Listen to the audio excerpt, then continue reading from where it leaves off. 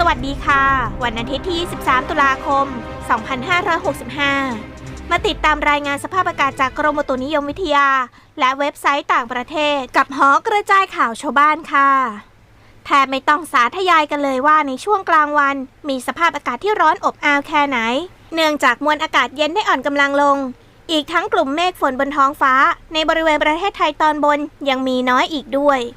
จึงทำให้แสงแดดและความร้อนจากดวงอาทิตย์ส่องตรงลงมายังบริเวณประเทศไทยของเราซึ่งในวันนี้ค่อนข้างมีสภาพอากาศที่ร้อนมากจริงๆในส่วนของเรื่องฝนฟ้าคะนองในบริเวณประเทศไทยตอนบนก็ยังคงไม่หมดเพียงแค่นี้เนื่องจากในช่วงสัปดาห์หน้าจะมีฝนฟ้าคะนองกลับมาอีกครั้งเนื่องจากเกิดแนวปะทะของอากาศส่วนพายุก็จะเริ่มเปลี่ยนทิศเปลี่ยนทางด้วยส่วนในบริเวณประเทศไทยของเราพื้นที่ที่จะมีฝนตกหนักถึงหนักมากอย่างต่อเนื่องส่วนมากยังคงอยู่ในบริเวณภาคใต้ซึ่งลักษณะดังที่กล่าวมาแล้วนี้จะเกิดขึ้นเนื่องจากเหตุปัจจัยใดมีรายละเอียดเป็นเช่นไรไปติดตามรับชมรับฟังพร้อมกันได้เลยค่ะขอขอบคุณทุกกำลังใจและการติดตามที่มอบให้แอดมินขอขอบคุณทุกการแชร์ที่เห็นว่าคลิปนี้มีประโยชน์กับพ่อแม่พี่น้องทุกท่านนะคะเชิญติดตามรับชมรับฟังได้เลยค่ะจากโมเดลสภาพอากาศจะเห็นได้ว่าในวันนี้บริเวณภาคใต้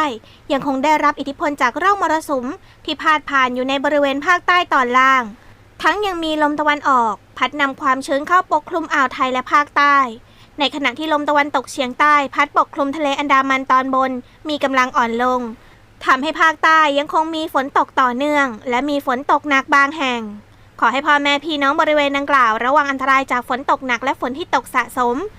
ซึ่งอาจทำให้เกิดน้ำท่วมฉับพลันและน้ำป่าไหลหลากโดยเฉพาะพื้นที่ลาดเชิงเขาใกล้ทางน้ำไหลผ่านและพื้นที่ลุ่มเอาไว้ด้วยส่วนบริเวณประเทศไทยตอนบนบริเวณความกดอากาศสูงหรือมวลอากาศเย็นจากประเทศจีนยังคงปกคลุมประเทศไทยตอนบนและทะเลจีนใต้อีกทั้งจากโมเดลจะเห็นได้ว่าลมตะวันออกพัดปกคลุมภาคตะวันออกเฉียงเหนือตอนล่างภาคกลางตอนล่างรวมทั้งกรุงเทพมหานครและปริมณฑลและภาคตะวันออกจะมีกำลังอ่อนลงทำให้บริเวณประเทศไทยตอนบนมีฝนบางแห่งและมีอากาศเย็นกับมีหมอกบางในตอนเช้าขอให้พ่อแม่พี่น้องบริเวณประเทศไทยตอนบนดูแลสุขภาพเนื่องจากสภาพอากาศที่เปลี่ยนแปลงในระยะนี้จากอิทธิพลและปัจจัยดังกล่าวจึงส่งผลทำให้ในวันนี้บริเวณภาคเหนือจะมีอากาศเย็นกับมีหมอกในตอนเช้าโดยมีฝนเล็กน้อยบางแห่งอุณหภูมิต่ำสุด 21-24 องศาเซลเซียสอุณหภูมิสูงสุด 32-33 องศาเซลเซียสภาคตะวันออกเฉียงเหนืออากาศเย็นกับมีหมอกบางในตอนเช้าโดยมีฝนเล็กน้อยบางแห่งอุณหภูมิต่ำสุด 20-23 องศาเซลเซียสอุณหภูมิสูงสุด 31-33 องศาเซลเซียสภาคกลางมีหมอกบางในตอนเช้าโดยมีฝนเล็กน้อยบางแห่งส่วนมากทางตอนล่างของภาคอุณหภูมิต่ำสุด 23-25 องศาเซลเซียสอุณหภูมิสูงสุด 32-34 องศาเซลเซียสภาคตะวันออกมีหมอกบางในตอนเช้าโดยมีฝนเล็กน้อยบางแห่งอุณหภูมิต่ำสุด 24-26 องศาเซลเซียสอุณหภูมิสูงสุด 31-35 องศาเซลเซียสทะเลมีคลื่นต่ำกว่า 1 เมตรห่างฝั่งคลื่นสูงประมาณ 1 เมตรภาคใต้ฝั่งตะวันออกมีฝนฟ้าคะนอง170%ของพื้นที่กับมีฝนตกหนักบางแห่งบริเวณจังหวัดชุมพรสุราษฎร์ธานีนครศรีธรรมราชพัทลุงและสงขลาอุณหภูมิต่ำสุด 23-24 องศาเซลเซียสอุณหภูมิสูงสุด 30-33 องศาเซลเซียสทะเลมีคลื่นสูงประมาณ 1 เมตรบริเวณที่มีฝนฟ้าคะนองคลื่นสูงมากกว่า 1 เมตรภาคใต้ฝั่งตะวันตกมีฝนฟ้าคะนอง60%ของพื้นที่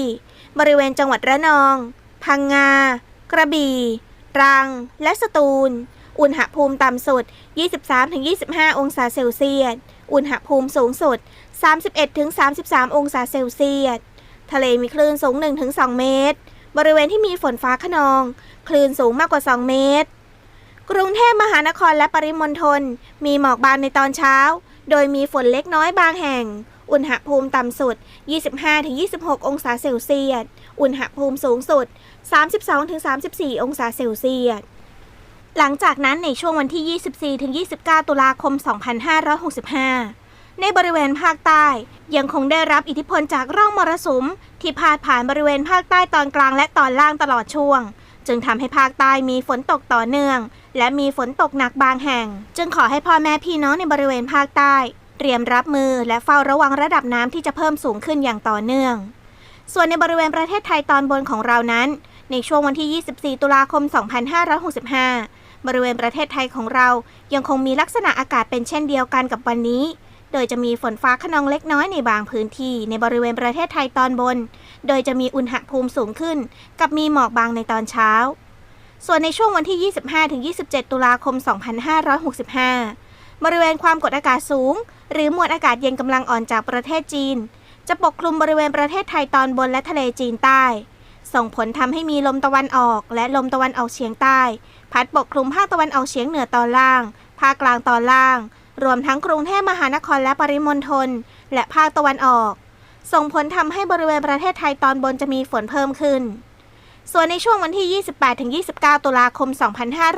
2565 บริเวณความกดอากาศสูงหรือมวลอากาศเย็นกำลังปานกลางอีกระลอกหนึ่งจากประเทศจีนจะแผ่ลงมาปกคลุมประเทศไทยตอนบนและทะเลจีนใต้ลักษณะเช่นนี้จะทำให้บริเวณประเทศไทยตอนบนมีฝนลดลงและอุณหภูมิจะลดลงกับมีลมแรงโดยอุณหภูมิจะเริ่มลดลงในบริเวณภาคตะวันออกเฉียงเหนือก่อนส่วนภาคเหนือภาคกลางและภาคตะวันออกอุณหภูมิจะลดลงในระยะถัดไปจากที่เราได้ติดตามโมเดลสภาพอากาศรวมถึงพยากรณ์อากาศจากกรมอุตุนิยมวิทยาจะเห็นได้ว่าบริเวณประเทศไทยตอนบนมีสภาพอากาศค่อนข้างแปรปรวนเดี๋ยวร้อนเดี๋ยวหนาวจึงขอให้พ่อแม่พี่น้องในบริเวณดังกล่าวดูแลรักษาสุขภาพเนื่องจากสภาพอากาศที่เปลี่ยนแปลงเอาไว้ด้วยสำหรับพ่อแม่พี่น้องบริเวณภาคใต้ต้องเน้นย้ำให้เฝ้าระวังอันตรายจากฝนตกหนักและฝนที่ตกสะสมซึ่งอาจทำให้เกิดน้ำท่วมฉับพลันและน้ำป่าไหลหลากโดยเฉพาะพื้นที่ลาดเชิงเขาไกลทางน้ำไหลผ่านและพื้นที่ลุ่มเอาไว้ด้วย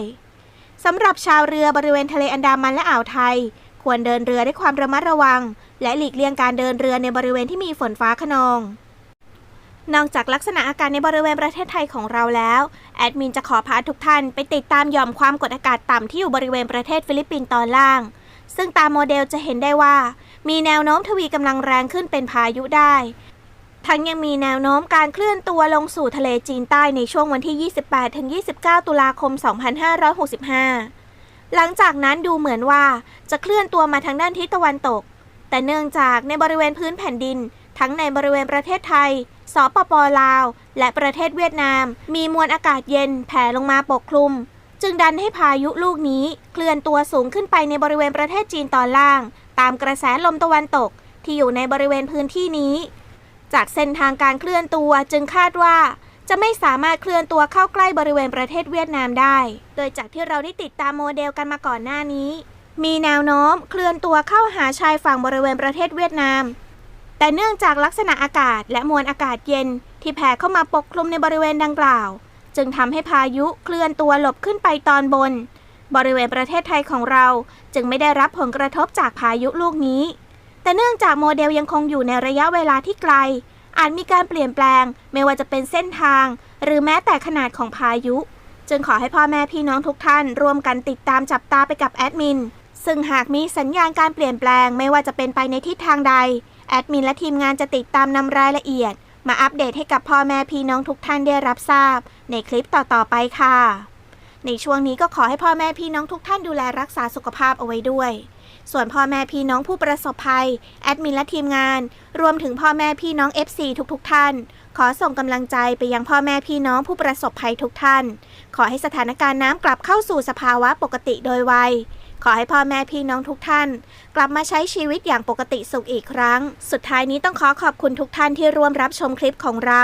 ขอขอบคุณทุกท่านที่ร่วมคอมเมนต์รายงานสภาพอากาศร่วมกันกดไลค์กดแชร์เพื่อเป็นการกระจายข่าวสารที่เกิดประโยชน์กับพ่อแม่พี่น้องท่านอื่นๆนะคะขอให้ทุกท่านมีความสุขสุขภาพแข็งแรงเฮงๆรวยๆด้วยความรักและห่วงใยจากหอกระจายข่าวชาวบ้านค่ะสวัสดีค่ะ